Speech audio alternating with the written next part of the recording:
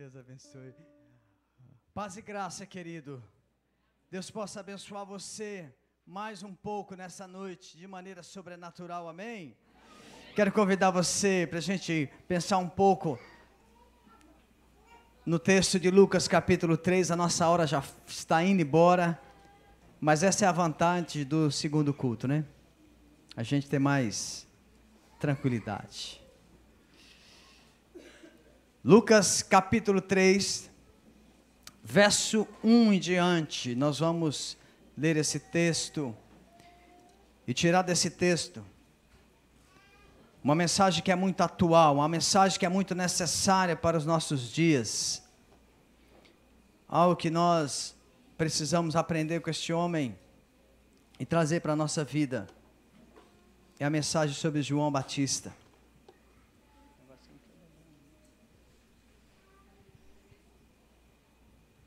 No 15º ano do reinado de Tibério César, sendo Pôncio Pilatos governador da Judéia, Herodes, tetrarca da Galileia, tetrarca era aquele governante que governava 1/4 de uma região. Seu irmão Filipe, tetrarca da região da Itureia e Traconites, e Lisânias, tetrarca de Abilene. Todo mundo aqui era parente, menos Pôncio Pilatos. Sendo sumos sacerdotes, Anás e Caifás, veio a palavra de Deus a João, filho de Zacarias, no deserto. Ele percorreu toda a circunvizinhança do Jordão, pregando o batismo de arrependimento para a remissão de pecados, conforme está escrito no livro do profeta Isaías: voz do que clama no deserto, preparai o caminho do Senhor, endireitai as suas veredas, todo vale será aterrado e nivelado todos os montes e outeiros. Os caminhos tortuosos serão retificados e os escabrosos aplanados, e toda a carne verá a salvação de Deus.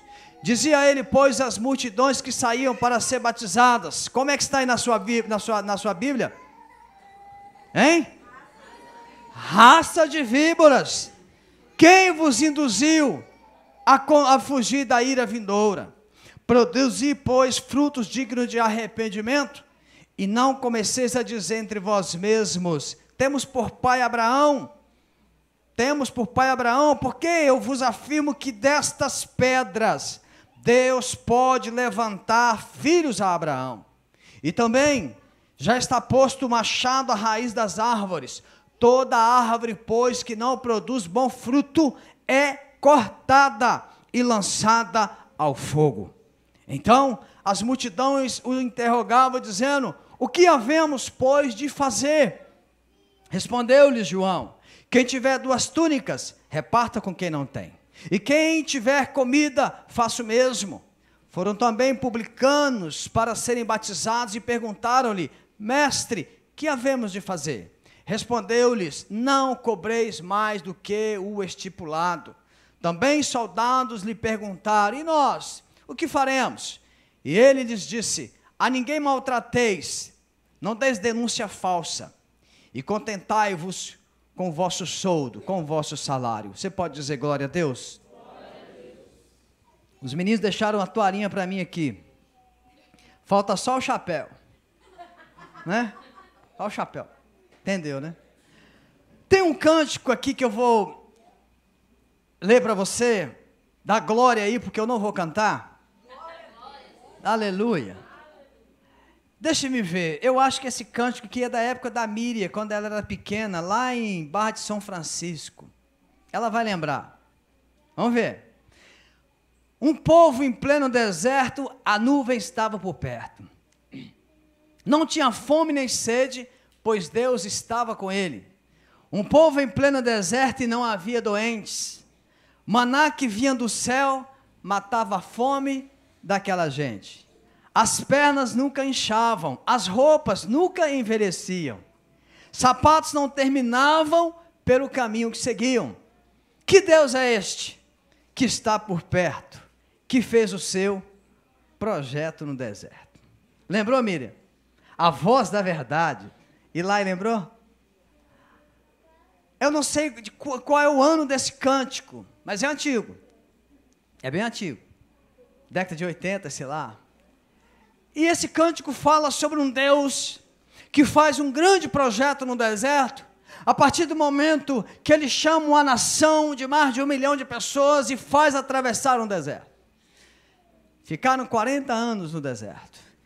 Nessa noite nós vamos falar sobre um homem que foi também um projeto no deserto. Esse homem é João Batista.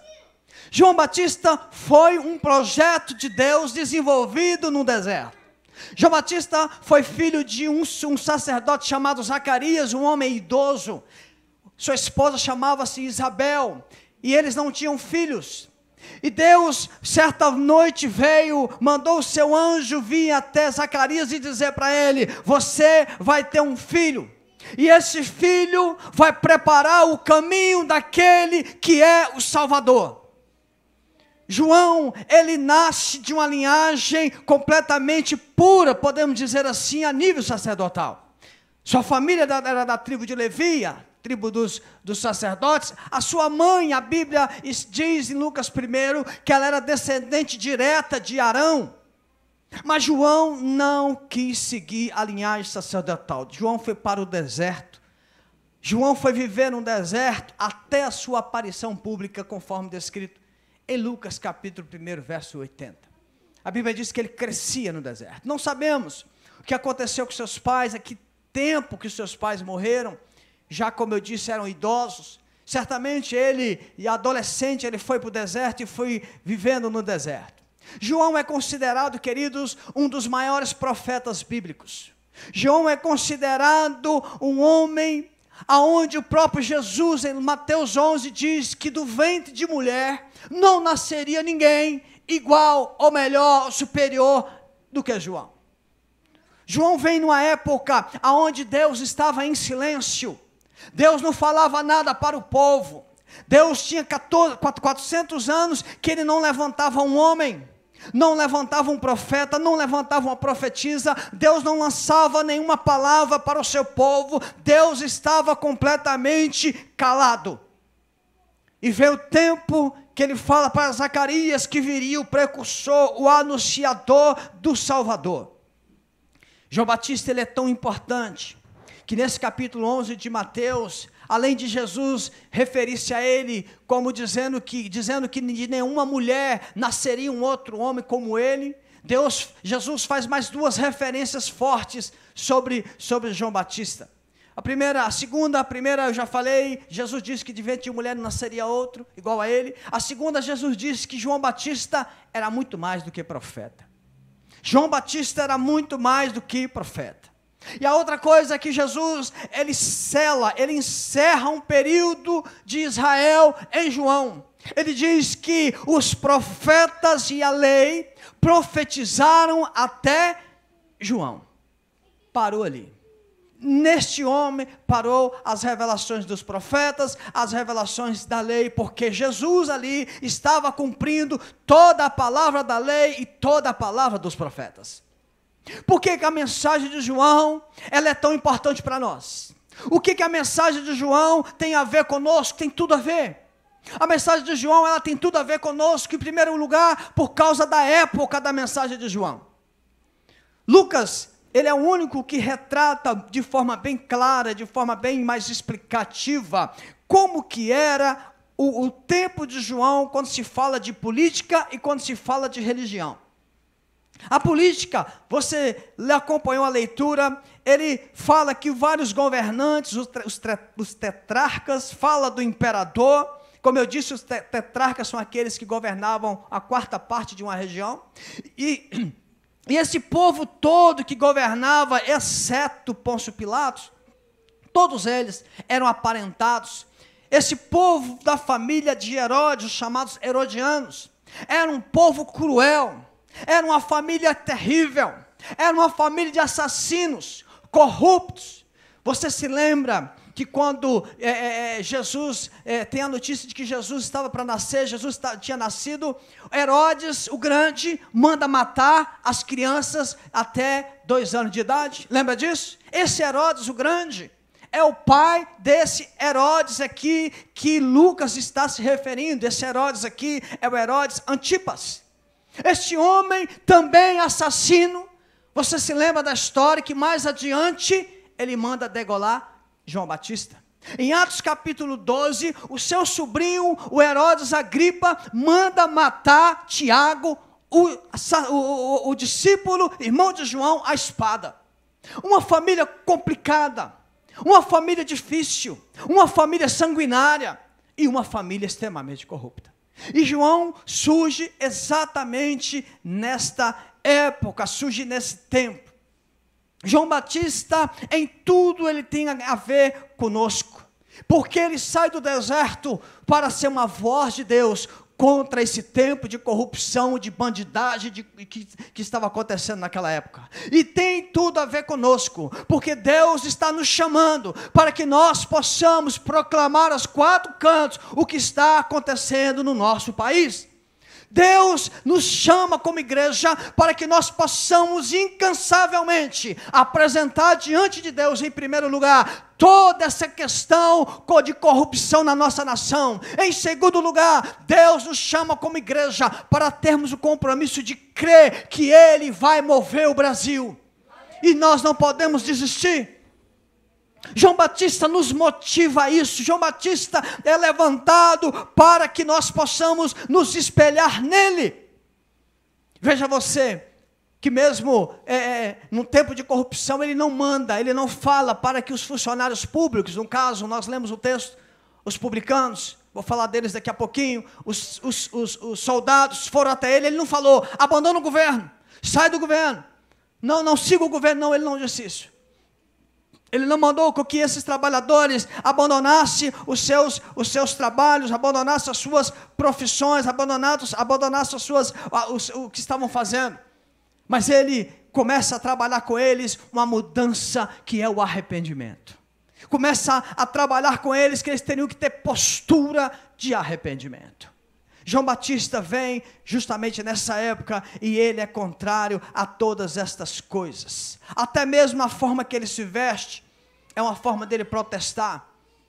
Até mesmo a forma da roupa que ele usava uma roupa que era feita de pele de camelo, usava um cinto de couro, barbudo, cabeludo, porque quando ele nasceu, o anjo disse para Zacarias, ele vai ser nazireu. Nazireu é aquela pessoa que era consagrada a Deus, e ele não fazia barba, ele não cortava cabelo, ele não bebia bebida forte, ele não comia nada que a lei judaica condenava.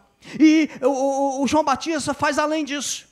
Por ser descendente de sacerdote, ele não aceita as vestes sacerdotais, porque também estavam corrompidas. Ele se veste de uma forma até assustadora para aquela época.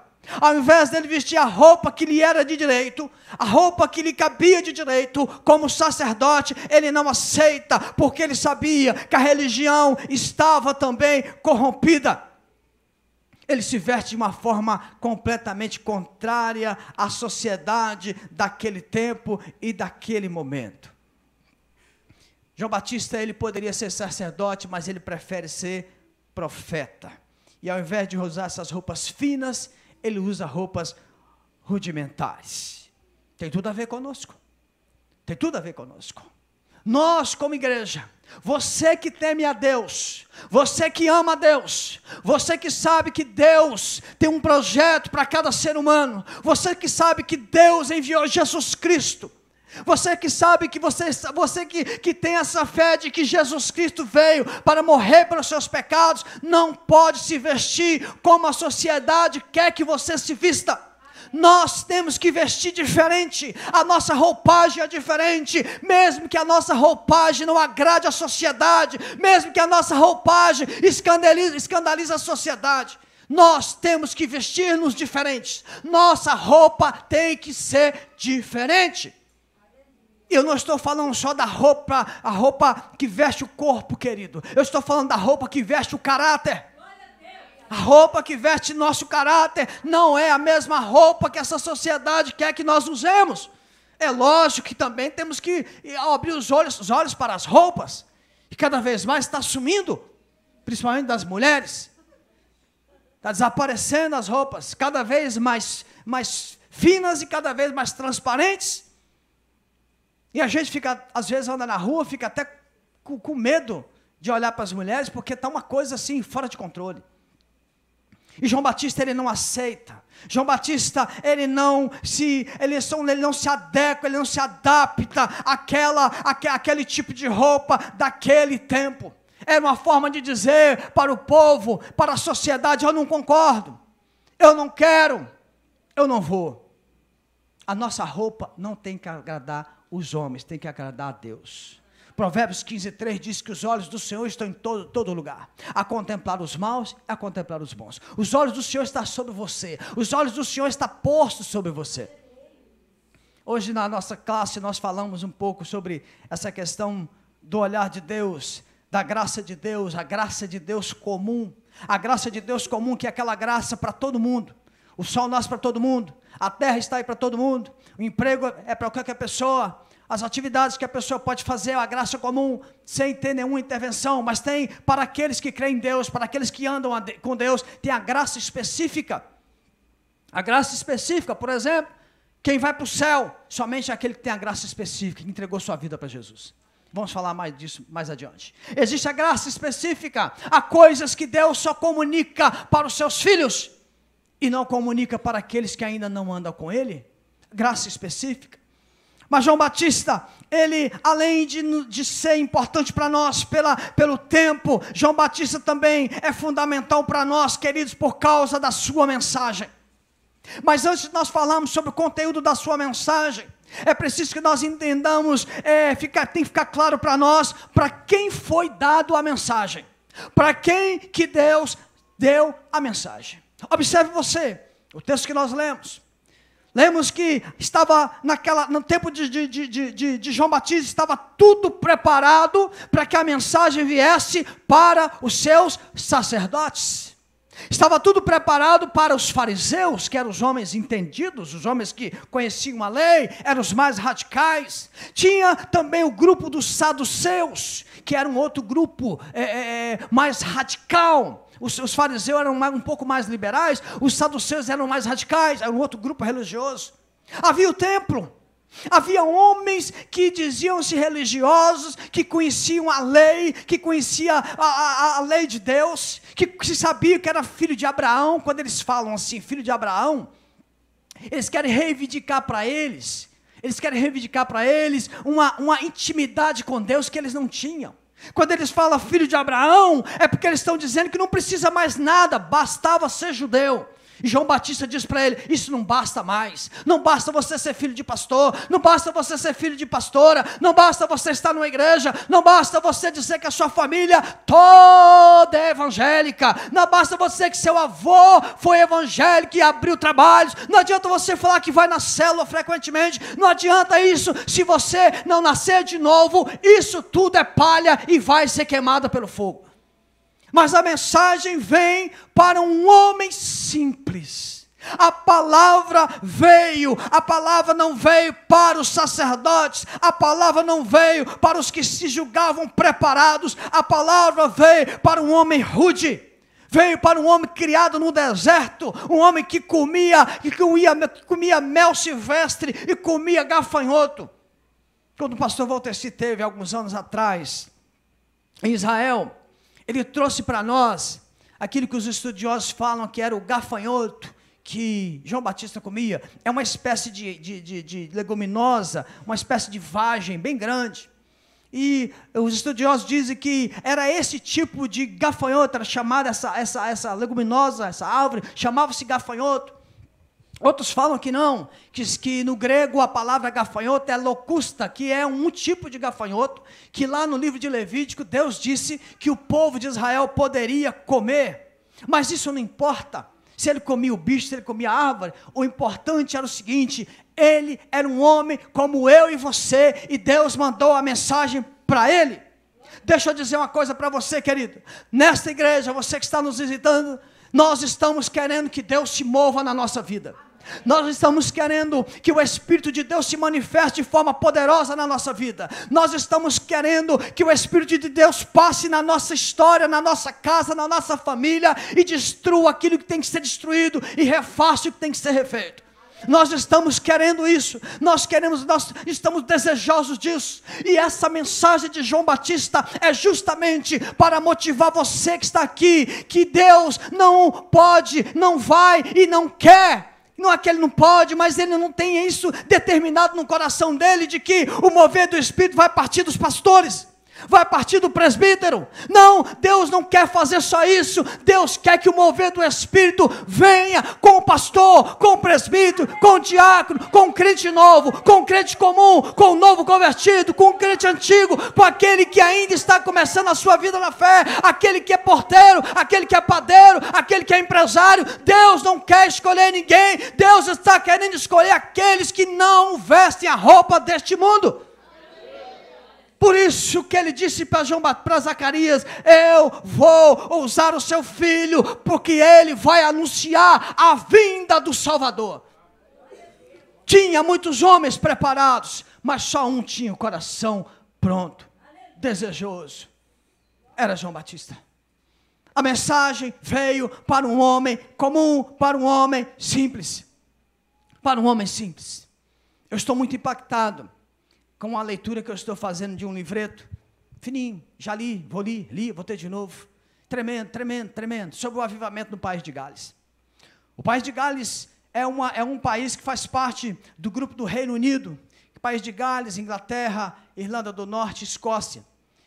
E no início do século 20, Deus começou a fazer um mover em País de Gales, um mover sobrenatural. País de Gales, conta-se os historiadores que era um país onde tinha muita igreja, onde tinha pregadores conhecidos e famosos, onde tinha-se uma mensagem muito boa, uma mensagem bem estruturada, uma palavra muito boa. O povo ia na igreja, a população ia, porque naquela época não tinha televisão, não tinha rádio, e no culto era um evento da sociedade. Então a população ia na igreja. O problema é que não havia corações pegando fogo pela mensagem.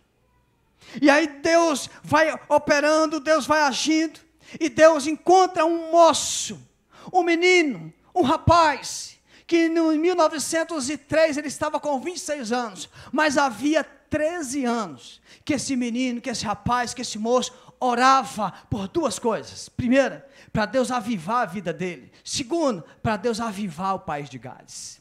Um menino, não era pastor, não tinha cargo em igreja, ele era o que nós chamamos aqui no Brasil de peão. Um peão. Quem já foi ou é peão aí, levanta a mão. Patrick levantou a mão.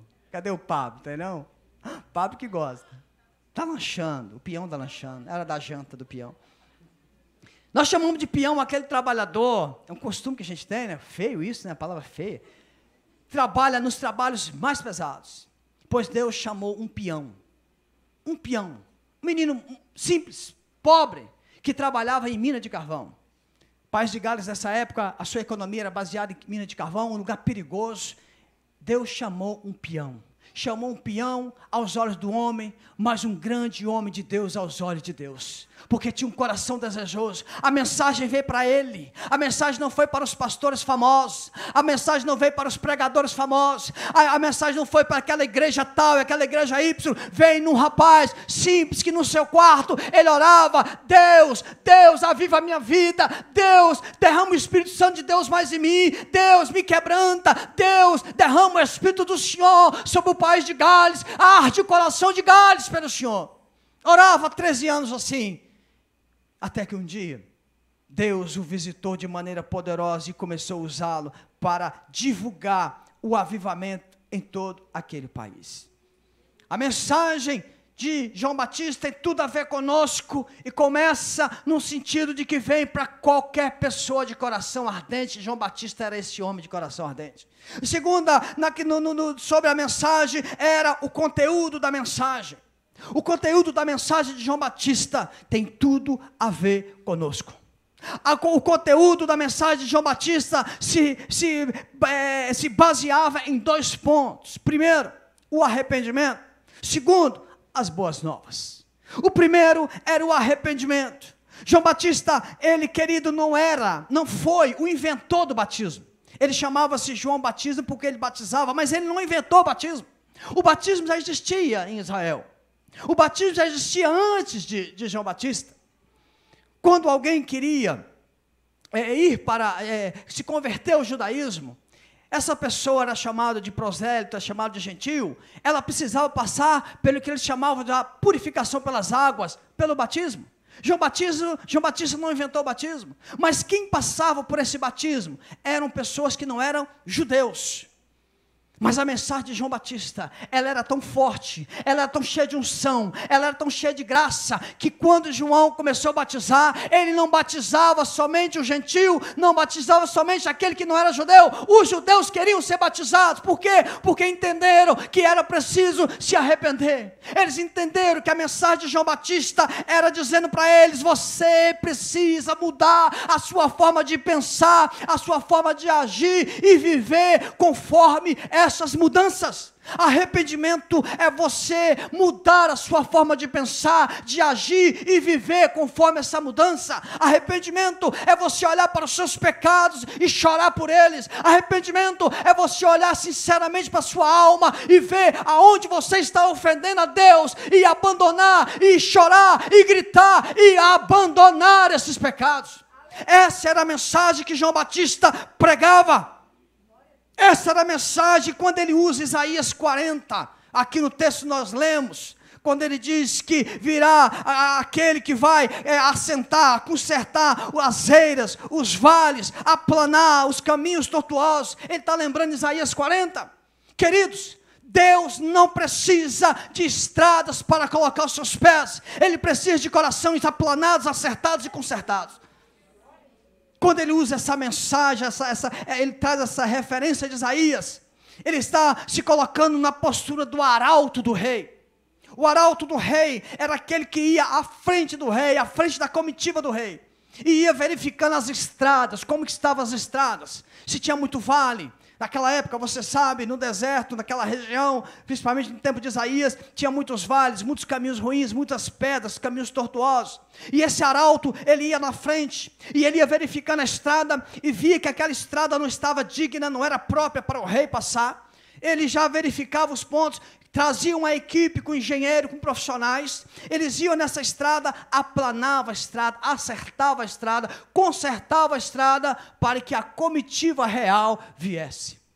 João Batista, como nós, ele foi aquele que veio, preparou o caminho, foi e disse para o povo: você precisa se arrepender. E hoje a palavra de João Batista para nós é a mesma. Eu e você precisamos nos arrepender, consertar o caminho do nosso coração, consertar os vales escuros da nossa alma, porque Jesus Cristo está voltando. Jesus Cristo está voltando, e Ele quer encontrar corações que estejam aplanados e consertados, porque se não encontrar, meu irmão, se não encontrar, meu querido visitante, ele diz aqui no texto que ele vai colocar o machado, a raiz da árvore, vai cortar e vai lançar no fogo. João Batista não pregava a mensagem de mimimi. Queridos, amados, filhos de Abraão, de Isaac e de Jacó, queridos do Pai, meninos dos olhos de Deus, ele não pregava assim.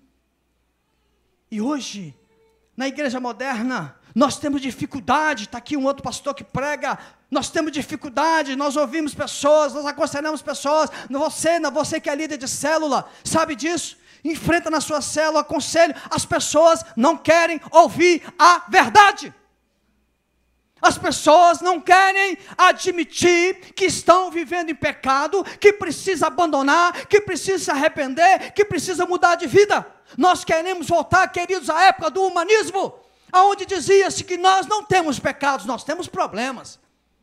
Onde se dizia que o homem é responsável por si mesmo, e se ele causou o problema, ele pode acertar o problema. Ninguém pode acertar o problema da salvação, ninguém pode acertar o problema do pecado, se não se arrepender, se não acertar os caminhos tortuosos, se não aceitar Jesus como Senhor Salvador, se não ouvir a voz daqueles que são os precursores e dizer: eu quero Jesus, e mudar de vida, senão você vai ser cortado. O machado vai cortar você. o machado vai me cortar, mesmo pregando. Se eu não me arrepender daquilo que eu sei que é pecado, não importa se eu prego, se eu profetizo. O inferno está cheio de quem profetizou. O inferno está cheio de pregadores. O inferno está cheio de pessoas que estavam dentro da igreja. E João Batista chega e fala para eles: vocês estão vivendo de uma religiosidade. Vocês precisam se arrepender. Querido, a mensagem de João Batista, ela é atualizadíssima.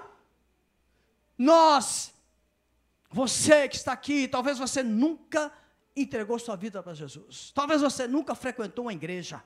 Pois deixa eu te dizer uma coisa, você precisa se arrepender. Não de você não ter frequentado a igreja, é arrepender dos seus pecados e ser lavado pelo sangue de Jesus, para que a sua vida mude, para que sua vida seja transformada. Quem se transforma, quem é transformado, quem muda a vida com Jesus, não é essa pregação da igreja moderna, a igreja herética, a igreja falsa, a igreja que só quer dinheiro, a igreja que é bandida, a igreja que está corrompendo o evangelho.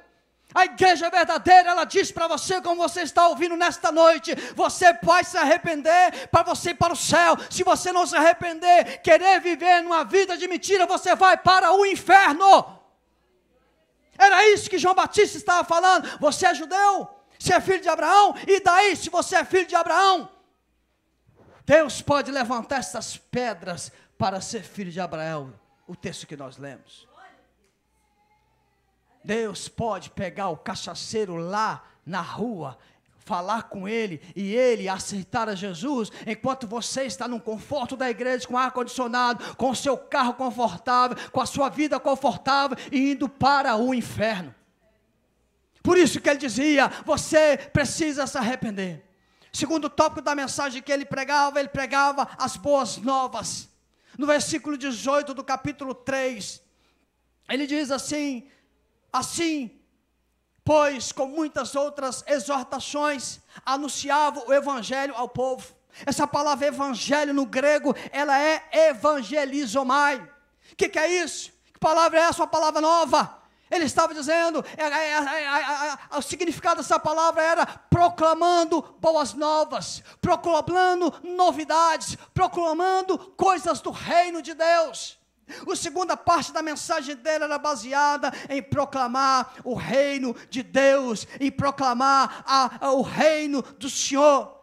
João Batista deixa claro na sua mensagem, eu não sou o Salvador, eu não sou o noivo, eu sou amigo do noivo, eu não sou o Salvador, eu sou o precursor do Salvador, eu não sou a boa nova, eu sou o anunciador da boa nova. É como nós, a igreja não salva você, pastor não salva você, ninguém aqui tem o poder de salvar você, mas nós somos os anunciadores daquele que pode salvar você.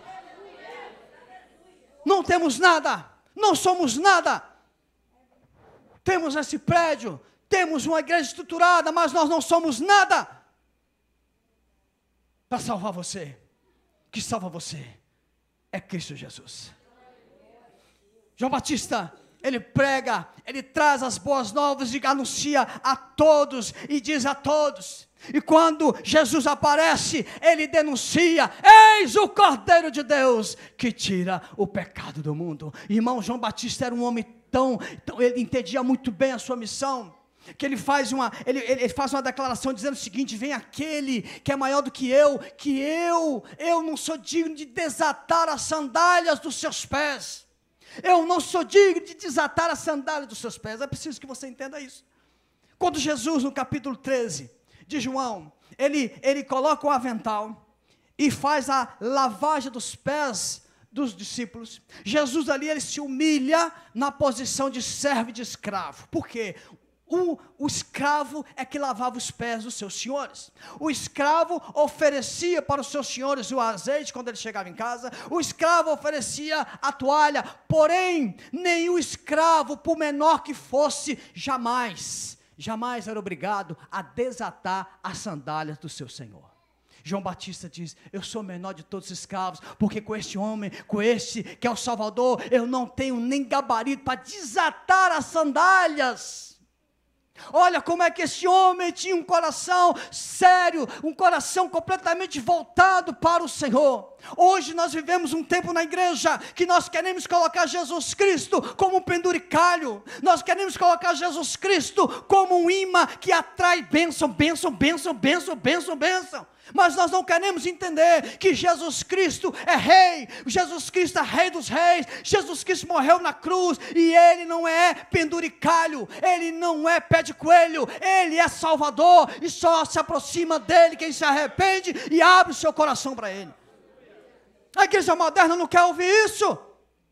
A igreja moderna quer vir na igreja confortavelmente, não pode falar muita coisa, pastor não pode falar de certas coisas, não pode falar de dinheiro, não pode falar das famílias que estão surgindo aí agora, não pode falar de relações homossexuais, não pode falar de sexo fora do casamento, não pode falar que namoro que tem sexo fora do casamento é pecado, não pode falar dessas coisas.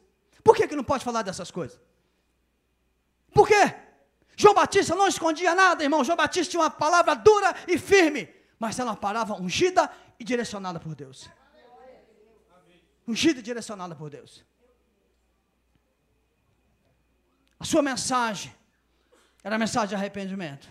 A sua mensagem era a mensagem de falar do reino de Deus.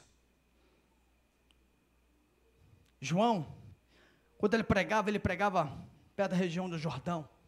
E perto da região do Jordão tinha muito vento. Muito vento. Ventava muito. E tinha lá aquelas plantações de caniço. Caniço é uma espécie de bambu mais fino. Parece aquelas varas de pescar, só que mais grossa. Quando Jesus fala sobre ele, Jesus enaltece tanto ele que fala assim para o povo: quem vocês foram ver no deserto? Quem vocês foram ver no deserto? Um homem de trajes finos? Jesus está falando, ele era sacerdote e não quis usar as roupas corruptas de vocês. Aí Jesus fala assim: quem vocês foram ver no deserto? Um caniço dobrado pelo vento? Você sabe o que eu entendo quando Jesus fala isso? Eu entendo que Jesus está fazendo aí uma espécie de parábola. Uma espécie de parábola, João Batista, porque o caniço é madeira, madeira significa o homem, e vento é o que? Vento é o Espírito, o nome de o Espírito Santo em grego, em hebraico é Ruach HaKadosh. Então, o que Jesus está dizendo? Que este homem, este caniço, ele é dobrado pelo Espírito, pelo vento. E é isso que Deus quer, homens e mulheres dobrados, não porque o mundo quer, mas dobrado com a força do Espírito Santo. Dobrado com a força do Espírito. E ele disse: vocês foram ver quem? Um caniço dobrado pelo vento? Não, um homem dobrado pelo Espírito. Um homem dobrado pelo Espírito. Queridos, continuando um pouco essa história sobre o país de Gales, eles tinham boas mensagens, eles tinham tudo que eu falei, mas faltava homens dobrados pelo Espírito. Sabe, eu li nesse livreto uma coisa que me assustou tanto. Ele fala assim: por que o avivamento passa? Ele colocou algumas razões históricas. Por que esse mover de Deus passa? E ele coloca assim: porque os pesquisadores, aqueles que estudam avivamento, dizem que o homem começa a não se dobrar mais pelo Espírito. O homem começa a querer organizar o que o Espírito de Deus vai fazer. O homem começa a dizer: agora é a hora apenas de você cantar. Agora é a hora apenas de você ficar de pé. Agora é a hora apenas de você fazer isto. Sendo que o Espírito de Deus, ele tem uma maneira peculiar, ele tem uma maneira diferente de trabalhar. Deus pode chegar nesta igreja e dizer que hoje o que vai acontecer aqui primeiro é a pregação da palavra. E no final vai ter louvor. Pode fazer isso ou não pode? Mas nós temos que estar aberto a partir do momento que o homem começa a dizer: não, essa igreja aqui é uma igreja evangélica vida, é uma igreja que tem tradições, nós estamos fazendo 17 anos, então esse negócio assim não está errado, tem que começar primeiro com o louvor, depois nós temos que fazer as orações pelo casamento, pela isso, por aquilo, não, e depois tem que ter ainda o vídeo da mulher bela. Se não tiver o vídeo da mulher bela, não acontece, não temos que fazer, não, depois prega. Irmãos, Deus não é assim não. Deus não é assim não. E o avivamento, ele acaba sendo encaixotado. E aonde é encaixotado, o Espírito de Deus não está. O Espírito de Deus não habita. Esse avivamento durou apenas 18 meses. Que os homens começaram a viver a sua vida normal, deixaram de ser dobrados pelo vento do Espírito. Mas concluindo, Terceira coisa que a mensagem de João Batista tem tudo a ver conosco. É pelo resultado da mensagem de João Batista. As pessoas, a Bíblia diz aqui, as multidões vinham até João perguntar: o que nós temos que fazer? O que nós precisamos fazer? Irmãos, eu fico assim, olhando isso, e vejo que às vezes tem gente que olha para mim, por exemplo, pastor Fabiano é mais tranquilinho, pastor Valdir é mais calminho, eles olham para mim e acham que eu sou bravo. Tem uns que têm até medo. Não, pastor Félix, a espada está sempre na mão. Se você olhar meio atravessado, ele corta. Irmãos, cada um tem um temperamento. Eu sou meio assim, mas eu sou gente boa. Sou meio bravo às vezes, é verdade. Mas com esse tamanho também, se eu não falar alto, os cachorros grandes vêm e me mordem. Preciso falar alto. Né, Roberto? Não sou alto igual o Roberto. Irmãos, cada um tem um temperamento. E eu fico impressionado com a mensagem de João Batista. João Batista pregava, como nós lemos aqui, era isso que eu falei para você. E ele acrescentava e dizia assim: raça de víboras, quem foi que disse que você vai ficar livre da ira de Deus? E aí nós temos que abrir um parênteses aqui. Você imaginou se a gente aqui na igreja pregasse para você e falasse: raça de víboras? Como é que você... Assim que eu terminasse de falar, você ia engolir seco, você ia aproveitar o momento que eu olhei para cá, levantar da cadeira e eu rachar fora. Que pastor é esse que é chamando a gente de raça de víboras? Chamando a gente de bandido. Tem um cara na televisão que fala assim: bandido. Bandido espiritual, né, irmão? Só quer as coisas do mundo, não quer as coisas de Deus. Irmão, mas querido, era essa mensagem que João Batista pregava. Porque ele precisava dizer para o povo: irmão, querido, amigo, acorda. E é o que eu estou querendo falar para você nessa noite. Eu não conheço você, não sei nada da sua vida, mas eu digo para você, com base nas escrituras sagradas: se você não olhar para a sua vida, se você não fazer uma revisão e não se arrepender, você também vai ser chamado de raça de víboras. Sabe por que raça de víboras? João Batista foi criado no deserto, como nós dissemos. Ele conhecia as nuances do deserto, e ele conhecia as víboras. A víbora, ela é um réptil que ela fica no canto dela a vida toda, ali no habitat dela, a vida toda. Mas quando chega alguém que incomoda o seu habitat, que atrapalha o seu habitat, ela ataca, ela mata e ela muda. E quando João Batista aparece, e na verdade ele fala raça de víboras, não foi nem para os soldados, não foi nem para os publicanos, não foi nem para aqueles que não eram judeus. Sabe para que ele chamou de raça de víbora? Para os crentes da época, os judeus, quando eles viam, ele falava raça de víbora. Fariseus, homens que entendiam da Torá, homens que entendiam da Bíblia da época, homens que conheciam as histórias de Deus, homens que sabiam e conheciam profundamente quando Deus chama o povo, abre o deserto, desce maná, faz milagre. Era esses que ele dizia raça de víbora, porque queriam ficar no mundinho deles, queriam ficar na religiosidade deles e morrer com o veneno deles. Religiosidade mata, é um veneno na vida de qualquer pessoa. É por isso que ele o chama de raça de víboras. E você nessa noite não vai ser chamado de raça de víboras. Essa noite você é chamado para mudar a sua vida, para se arrepender, e ao invés de víbora ser chamado de ovelha. Ao invés de víbora ser chamado de ovelha. E João, ele vai falando e ele ministra duas coisas importantes para você entender, que muitas vezes a gente erra também. Ele fala de 2 batismos aqui. Ele fala que viria aquele que iria batizar no Espírito, porque ele batizava só em água. Então aquele que viria, que seria Jesus, através do Espírito Santo, iria batizar no Espírito Santo. Espírito Santo é para encher você de poder. Espírito Santo é para encher você de capacitação para vencer o mundo. Espírito Santo é para fazer com que você seja usado em milagres em favor de outras pessoas. O Espírito Santo habita em você para que você tema o pecado e fuja dele. Mas João fala de um outro batismo. Ele diz o batismo do fogo. E muita gente acha que esse batismo do fogo que ele está falando é o batismo do Rabanagachabana, e não é. Esse batismo do fogo é batismo de julgamento, de condenação. Pois eu quero falar para você uma coisa, querido. Se você não mudar a sua vida, vai vir um batismo de fogo na sua vida. É o batismo do julgamento, é o batismo da condenação. É por isso que ele completa a ideia. Aquele que não se arrepende, ele vai vir com o machado, já está posto para queimar e jogar para o fogo. Que fogo é esse? É o fogo do inferno. Não tem outra mensagem para falar para você. Para mim. Esta era a mensagem de João Batista. E os grupos vêm até ele, vêm os publicanos. Você lembra dos publicanos? Os publicanos eram os fiscais de renda. Os publicanos eram os fiscais que fiscalizavam e recolhiam os impostos e entregavam para Roma. Mas tinha também os maiorais, o maioral publicano. Lembra de Zaqueu? Zaqueu era maioral. O que ele fazia? Ele era o gigolô. Ele era o gigolô dos publicanos. Então ele fazia o seguinte, ele vinha, chamava esse, chamava um, chamava outro. Vocês vão recolher os impostos e vão entregar para mim e eu vou entregar para Roma. Só que esses publicanos cobravam a mais, desonestamente. E já cobrava a mais também, porque ia entregar para o Zaqueu, né, para o publicano maioral, que arrancavam a parte dele, a outra parte era para Roma. É por isso que quando você lê o texto, ele conversando com Jesus, ele fala assim, se eu defraudei alguém, vou restituir 5 vezes mais. Ele sabia que ele tinha roubado, era muita gente.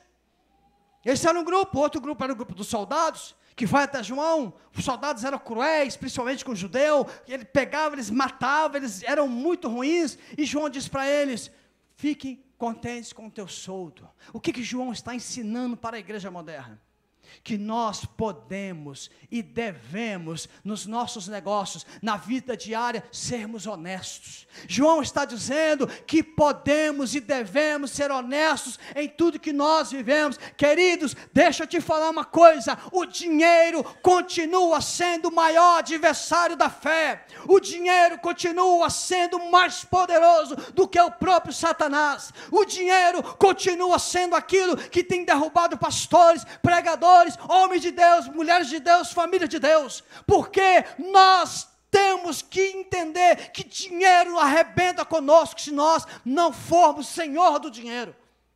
Se nós formos escravos do dinheiro, ele vai nos derrubar, inclusive não é só quando você ganha muito não, inclusive quando você não tem. Quando você não tem, porque você começa a abrir a sua boca e só reclama, e só fala mal, e só xinga, e você vai atraindo demônios, É por isso que ele diz para esses homens que eram corruptos, vocês podem viver honestos, você pode viver contente com aquilo que você tem, vocês podem viver com aquilo que Deus tem dado a você. O resultado da mensagem deste homem, a mensagem tão dura, é que nós lemos aqui, multidões entenderam. E o meu desejo nesta noite para você, é que você entenda esta mensagem, se arrependa e mude de vida. Para me encerrar,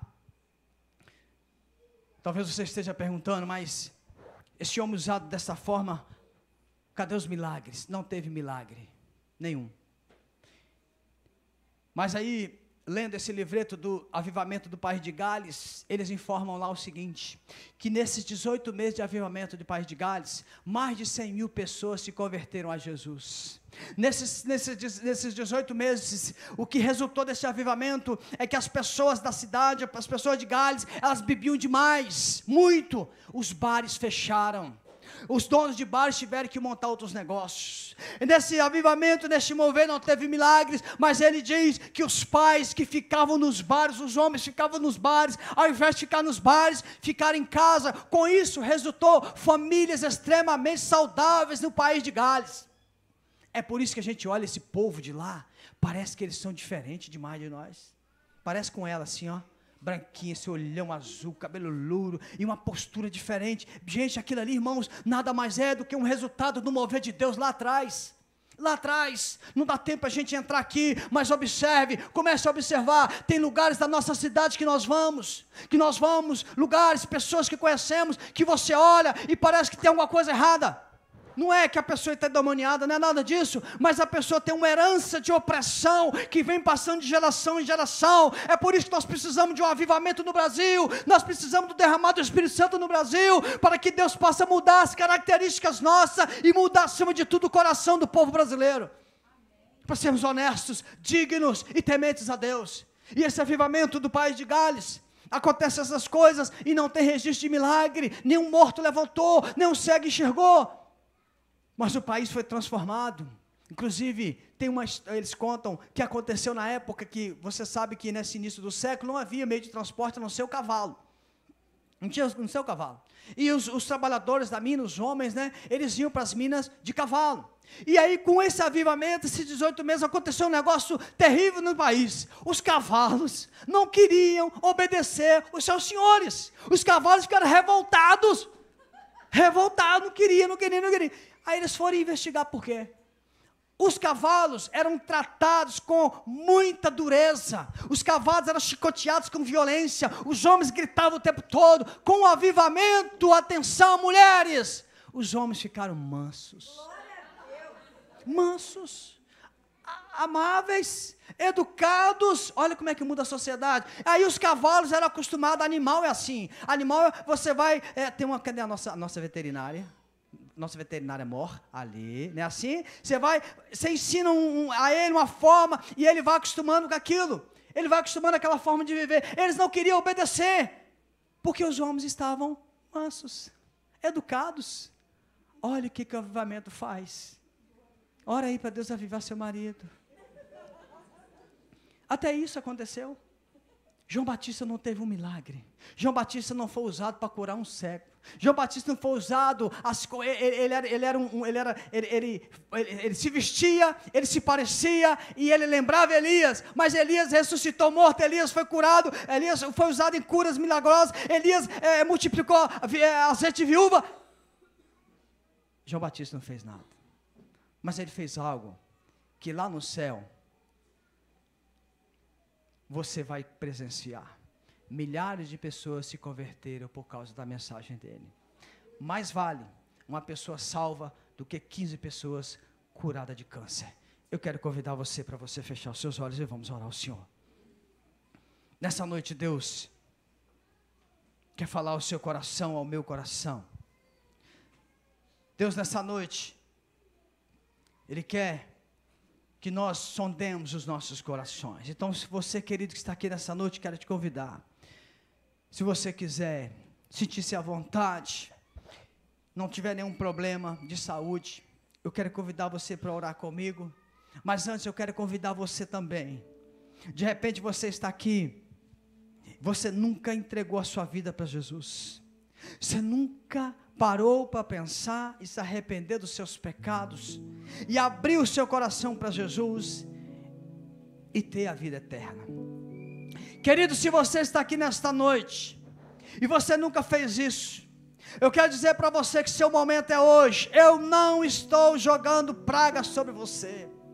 Eu estou dizendo para você que a palavra de Deus, ela não mente. A palavra de Deus, ela é verdadeira. Aquele que não se arrepende dos seus pecados, o machado vai cortar. A árvore que não produz fruto, ela é cortada e lançada ao fogo. Se você nunca entregou sua vida para Jesus e nessa noite você quer fazer isso, eu quero convidar você a sair do seu lugar, vir aqui na frente, ficar em pé ou se ajoelhar. Eu quero que você fique bem à vontade, porque eu quero convidar os demais, aqueles que já fizeram uma entrega das suas vidas para Jesus. Mas eu quero convidar você agora, querido, querida, se você pode, você se ajoelha no seu lugar e comece a orar pela sua vida, e comece a orar para que Deus possa trazer sobre você o arrependimento. Se você já tem Jesus, mas você precisa nesta noite olhar para si mesmo e ver se há caminhos escabrosos, há caminhos escabrosos, há caminhos tortuosos, há vales na sua alma, no seu coração. Você precisa consertar isso hoje. Olha, como eu disse para você, a palavra mais dura Ele lançou para aqueles que eram da igreja, para os fariseus, para os saduceus, para os escribas, para os religiosos. Nessa noite Deus chama você a sondar o seu coração e dizer para Ele: Senhor, sonda-me, ó Deus, e vê se há em mim caminhos escabrosos, vê se há em mim, Senhor, vales. Aplana, Senhor, o caminho do pecado, o pecado do xingamento, o pecado da pornografia, o pecado da vida sexual adúltera, o pecado da fornicação, que é o sexo fora do casamento, o pecado da desonestidade, da mentira, da falsidade, do engano, do engodo, o pecado da infidelidade ao Senhor nos dízimos, o pecado da infidelidade nos relacionamentos, na amizade, o pecado de ser um que racha, quebra os relacionamentos sempre, seja da família ou fora dela. Você precisa se arrepender. Eu preciso me arrepender. E se você está aqui e nunca entregou sua vida para Jesus, não perca essa oportunidade. Vem aqui à frente. Meu Deus, nós queremos prostrar-nos diante do Senhor. Deus, a mensagem de João Batista é muito dura. A mensagem do Evangelho, da palavra, é muito dura. O Senhor nos ama, o Senhor nos dá oportunidades, o Senhor nos oferece um caminho de salvação, o Senhor nos oferece um caminho de paz, o Senhor nos oferece um caminho de a alma está completamente entregue em tuas mãos e podemos enfrentar este mundo sem nenhum medo. O Senhor nos oferece uma vida eterna, uma vida que não tem choro, não tem dor, não tem lágrimas. O Senhor nos oferece a tua glória, a tua santidade. Senhor, e nós temos pecado contra o Senhor. Nós queremos pedir: tenha misericórdia de nós, tenha misericórdia, nos perdoe. Por favor, Senhor, nos perdoe, mas nos faça mudar de vida. Não queremos amanhã planejar o pecado da terça. Nós queremos amanhã planejar mais santidade na terça. Nós queremos amanhã planejar uma semana de busca, uma semana de conserto, uma semana de buscar conselhos, uma semana de ler a palavra, uma semana de oração, uma semana de buscar, como essas multidões, diz a palavra, que foram até João e disseram assim: o que faremos? Deus, faça isso conosco. O que faremos? Nos faça buscar nos líderes, na igreja, o que faremos? Porque o Senhor tem o caminho da vida eterna. Senhor, nos abençoe, nos perdoe, nos limpa, nos faça começar de novo, mas tendo essa convicção de que sem arrependimento não tem perdão do Senhor. Sem arrependimento nós seremos cortados e jogados no fogo eterno. Sem arrependimento nós seremos lançados fora do reino de Deus. Pai, tem misericórdia e acorda-nos. Não nos deixe ficar tão mergulhado nestas coisas do mundo. Não nos deixe ficar tão mergulhado, Senhor, naquilo que o mundo tem nos prendido. No nome de Jesus. Amém e amém. Amém. Você pode sentar, querido.